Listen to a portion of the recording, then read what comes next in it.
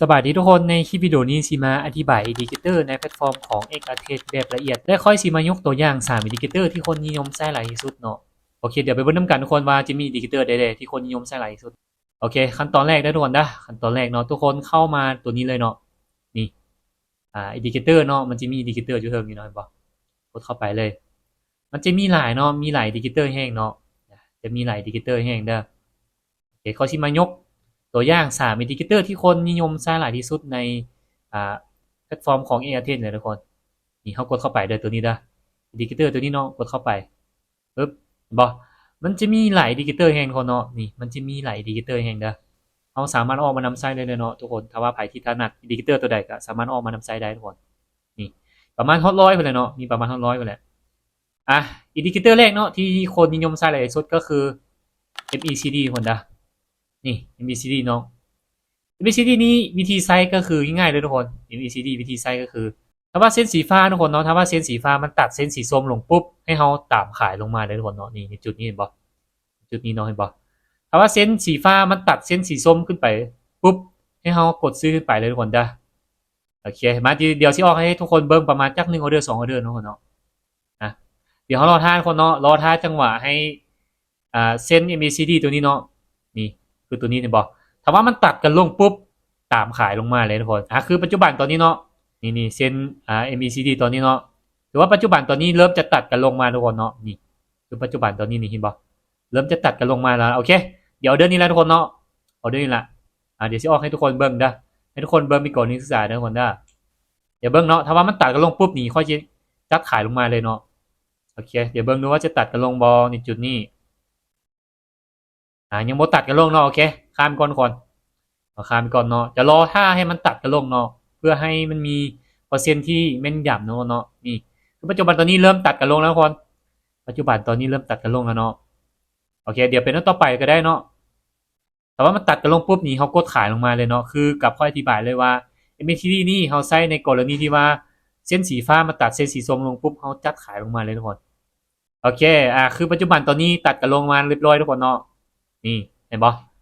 เส้นสีฟ้าตัดเส้นสีส้มลงปัจจุบันตอนนี้ถือว่าตัดกันลงมาเรียบร้อยละโอเคมาออเดอร์นี่แหละเปอร์เซ็นต์นี่ที่วินนี่โอ้หลายได้ประมาณ80%ขึ้นไปแล้วนี่โอเคปัจจุบันตอนนี้ถือว่าตัดลงมาเรียบร้อยเนาะเส้นสีฟ้าตัดเส้นสีส้มลงมาละโอเคตัดขายลงมาเลยออเดอร์นี้นี่ตัดขายลงมาเลยเด้อวิธีนำใส่MACD ในแพลตฟอร์มของ Airtel เนาะตามนี้เลยทุกคนง่ายๆเนาะมีแต่ว่าเขารอท่าจังหวะให้มันลงมาทุกคนเนาะรอท่าจังหวะให้เส้นสีฟ้าตัวนี้มันตัดเส้นสีส้มลงปุ๊บเอาตัดขายลงมาทุกคนคือปัจจุบันตอนนี้ถือว่าลงมาเรียบร้อยเนาะเดี๋ยวเบิ่งมามันจะสามารถปิดได้บ่เจ้าไหนกับวินนะทุกคนแต่ว่าเข้าไปตามอินดิเคเตอร์นี่โอกาสวินนี่สูงเลยโอ้ยขึ้นไป3เดี๋ยวเบิ่งช่องท้ายมีโอกาสดีลงมาได้บ่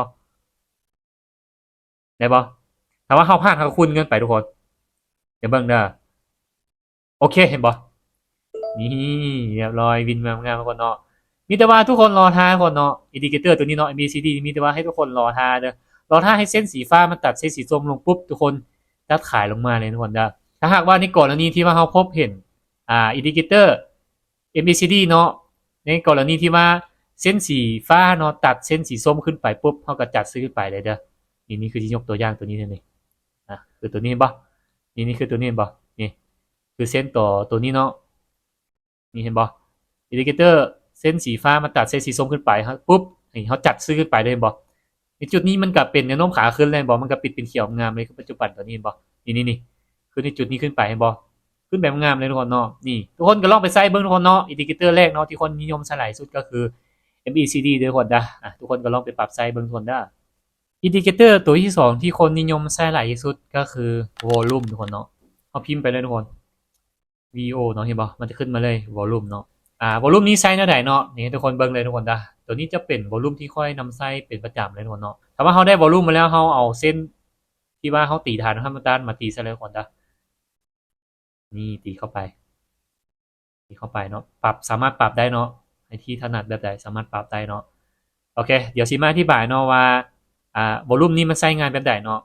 วอลุ่มนี้มันใช้ในกรณีที่ว่าตลาดนี่ลิ้นเป็นแท่งเทียนหรือว่าเป็นไซด์เวย์กันอยู่ทุกคนเนาะนี่คือปัจจุบันตอนนี้เนาะถ้าหากว่าทุกคนพบเห็นวอลุ่มแ ท่งสีเขียวเนาะนี่คือว่าแท่งสีเขียวแท่งสีแดงก็ย่าเนาะมันยาวกายเส้น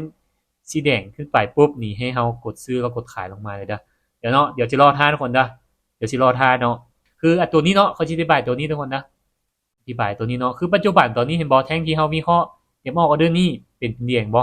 ถ้าว่ามันปิดเป็นแดงให้เฮาจัดซื้อเนาะถ้าว่ามันปิดเป็นเขียวให้เฮาจัดขายลงมาทุกคนเด้ออ่ะ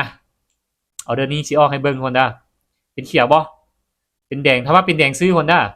โอเคเป็นแดงซื้อเนาะแต่ว่าทุกคนพบเห็นวอลุ่มสีแดงในกรณีที่ว่ามาลินไซเวย์อยู่ในจุดนี้เนาะแล้วมันกลายเส้นสีแดงขึ้นไปปุ๊บนี่ให้เฮากดซื้อขึ้นไปทุกคนเด้อเทคนิคนี้เป็นเทคนิคที่ว่าค่อยใส่เป็นประจำเลยทุกคนเนาะเดี๋ยวเบิ่งนำกันออเดอร์นี้สามารถปิดเป็นเขียวได้บ่ในจุดนี้เด้อเห็นบ่เดี๋ยวเบิ่งซองท้ายเนาะโอกาสปิดเป็นเขียวนี่สูงละ3 2 1สวยเห็นบ่ง่ายๆทุกคนเนาะง่ายๆเฮาบ่จำเป็นต้องขึ้นง่ายๆทุกคนเนาะทุกคนก็ลองไปปรับไซส์มึงเนาะนี่จะเป็น2อินดิเคเตอร์ที่คนนิยมใช้หลายที่สุดเนาะก็คือวอลุ่มทุกคนนะอินดิเคเตอร์ที่3ที่คนนิยมใช้หลายที่สุดก็คือ William Factor ทุกคนนะ William Factor ตัวนี้เนาะพิมพ์เข้าไปเลย M เห็นบ่ตัวนี้นะ William Factor ทุกคนเนาะกดเข้าไปปุ๊บถ้าว่ามันซีขึ้นไปปุ๊บเฮาจัดขายลงมาเนาะนี่ถ้าว่าตัวนี้ซีขึ้นไปปุ๊บให้เฮาจัดขายถ้าว่าเห็นตัวซีลงมากองเห็นบ่ตัวนี้เนาะคือตัวนี้เห็นบ่ซีลงมากองปุ๊บให้เฮาจัดซื้อขึ้นไปทุกคนเนาะนี่เดี๋ยวสิออกให้เบิ่งก่อนนะตัวนี้มันซีลงแล้วทุกคนเนาะตัวนี้มันซีลงแล้วถ้าว่ามันซีลงปุ๊บจัดซื้อขึ้นไปเลยเนาะโอเคเดี๋ยวสิออกให้ทุกคนเบิ่งนะเดี๋ยวเป็นออเดอร์ต่อไปเนาะเดี๋ยวเป็นออเดอร์ต่อไปเป็นต่อไปเด้อWilliam Factor ตัวนี้เนาะตัวนี้มันซีลงเฮาจัดซื้อถ้าว่ามันซีขึ้นเฮาจัดขายลงมาทุกคนเนาะนี่มาเดี๋ยวออเดอร์นี้ก่อนนะออเดอร์นี้ละปัจจุบันตอนนี้มันซีลงทุกคนเนาะถ้าว่าซีลงจัดซื้อขึ้นเนาะโอเคเดี๋ยวเบิ้งประมาณช่วงท้ายเนาะประมาณช่วงท้ายซะโอเคซื้อทุกคนนะซื้อไปเลยซีลงจัดซื้อแต่ว่า